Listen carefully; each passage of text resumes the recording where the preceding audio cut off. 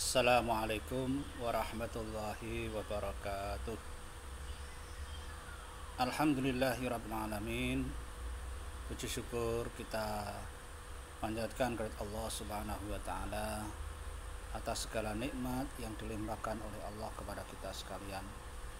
Anak-anakku yang kami cintai dan kami banggakan, marilah pada hari ini kita mulai pembelajaran dengan membaca basmalah terlebih dahulu. Bismillahirrahmanirrahim. Anak-anak yang kami cintai, pada hari ini kita akan melanjutkan pelajaran fikih dengan pokok bahasan sumber-sumber hukum Islam.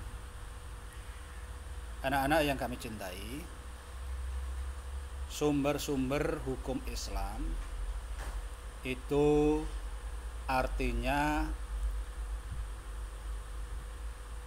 sesuatu yang menjadi pokok aturan dalam ajaran Islam. Sumber itu artinya asal, muasal. Hukum itu artinya aturan atau ketetapan. Islam itu agama Islam. Maka sumber hukum Islam artinya sesuatu yang menjadi pokok dasar aturan dalam ajaran Islam. Anak-anak yang kami cintai, sumber-sumber hukum Islam itu ada 3 macam. 1. Al-Quranul Karim, 2. Al-Hadis atau As-Sunnah, yang ketiga Ijtihad. Sumber hukum Islam yang pertama adalah Al-Quran. Al-Quran ini sebagai sumber hukum Islam yang pertama dan utama. Seluruh para ulama sepakat Al-Quran tidak diragukan lagi sebagai sumber hukum Islam yang pertama dan utama. Mengapa demikian? Karena Al-Quran ini wahyu dari Allah yang terjamin kebenarannya. Yang dimaksud Al-Quran sebagai sumber hukum Islam yang pertama adalah apabila ada permasalahan yang membutuhkan ketetapan hukum, maka pertama kali dicari dalam Al-Quran. Kemudian anak-anakku yang kami cintai, sumber hukum yang kedua itu adalah Al-Hadis atau As-Sunnah. Al-Hadis atau As-Sunnah itu adalah ucapan, perbuatan, dan ketetapan dari Nabi Muhammad SAW. Maka hadis ini dikelompokkan menjadi 3. 1. Hadis qauliyah, yaitu perkataan Nabi Muhammad SAW. Kedua, hadis fi'liyah, yaitu perbuatan Nabi SAW. Yang ketiga, hadis takririyah, yaitu ketentuan dari Nabi Muhammad SAW. Tidak ada perbedaan para ulama bahwa al-hadis ini sebagai sumber hukum Islam yang kedua. Mengapa demikian? Karena semua perbuatan, semua perkataan dan ketetapan Nabi itu dijamin kebenarannya. Karena semua tingkah laku, ucapan dan perbuatan Nabi itu dibimbing oleh wahyu. Maka tidak ada keraguan sedikit pun apa yang dilakukan Nabi itu adalah suatu hal yang benar.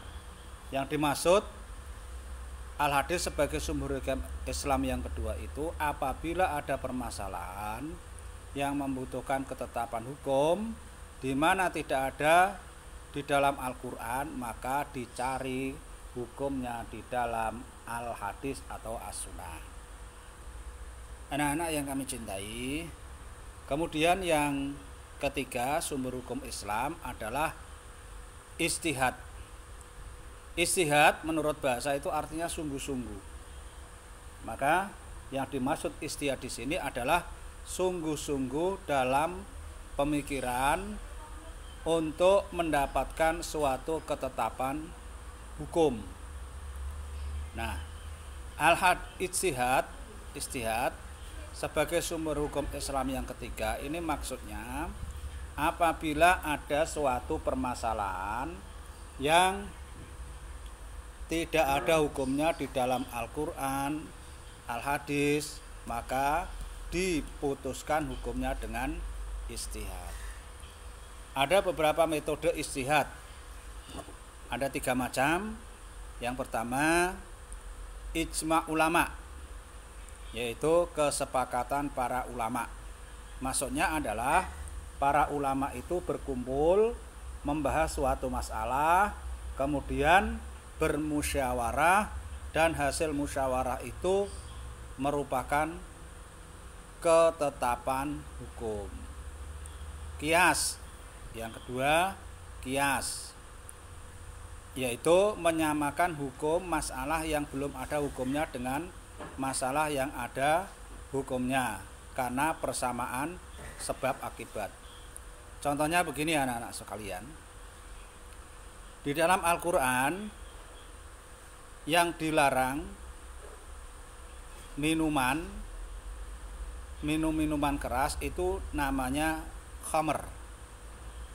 Ya, di dalam Al-Quran minuman keras itu namanya khamr. Padahal sekarang ini banyak jenis minuman keras. Padahal namanya itu tidak ada di dalam Al-Quran. Apakah ya minuman keras dengan nama yang tidak ada dalam Al-Quran itu haram? Tetap haram karena hukumnya disamakan dengan khamr karena ada kesamaan sebab akibat, yaitu memabukkan. Kemudian metode yang ketiga adalah maslahah mursalah, yaitu menetapkan hukum berdasarkan pertimbangan kegunaan atau manfaat. Baik anak-anakku semua, pembagian hukum Islam. Pembagian hukum Islam itu ada 2, yaitu hukum taklifi dan hukum wad'i. Hukum taklifi artinya tuntunan atau aturan dari Allah yang berkaitan dengan perintah dan larangan. Kemudian hukum wad'i adalah perintah Allah yang merupakan sebab, syarat atau penghalang adanya sesuatu. Hukum taklifi itu ada 5, yaitu wajib, sunnah, haram, makruh, dan mubah. Anak-anakku yang kami cintai, demikian pembahasan materi sumber-sumber hukum Islam. Untuk lebih detailnya, anak-anak dapat membaca materi ini dalam bentuk PowerPoint yang sudah anak-anak terima.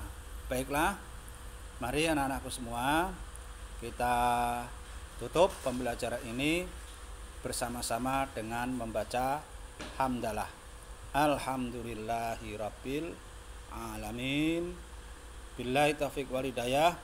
Wassalamualaikum warahmatullahi wabarakatuh.